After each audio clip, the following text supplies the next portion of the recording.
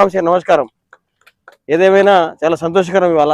ఎందుకంటే మొన్ననే ముఖ్యమంత్రి గారు అసెంబ్లీలో చెప్పినారు. ముఖ్యమంత్రి గారు ఏమని, ఆదివాసులు ఇక్కడ సమ్మక్క సారక్క డెవలప్ చేసినాం, దాంతో ఆదివాసులకు సమ్మక్క సారక్క అభివృద్ధి చేసినాం. అదేవిధంగా మైదాన ప్రాంతంలో ఉన్న గిరిజనులు ఏదైతే మన లంబాడ క్యాస్ట్ వాళ్ళకు కూడా అభివృద్ధి చేయాలి. మధ్య మడుగుకు కుల మతాలు లేకుండా అన్ని జాతులు మతాలు అన్నీ వస్తాయి.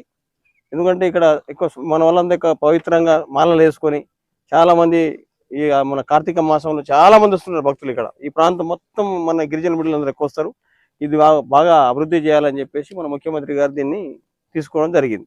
కాబట్టి దాంట్లో ఇప్పుడు మనకి ఈ ఈ స్పాట్లో మనం చూసిపోయినాం. ల్యాండ్ కూడా మన కలెక్టర్ గారు చొరవ తీసుకున్నారు, ఎమ్మెల్యే గారు చొరవ తీసుకున్నారు, ల్యాండ్ కేటాయించడం జరిగింది సార్. మాకు ట్రెడిషనల్గా మా బంజారా జాతి ట్రెడిషన్స్ ఏముంటాయో ఇంకా కొన్ని వ్యూస్ తీసుకుంటాం మేము.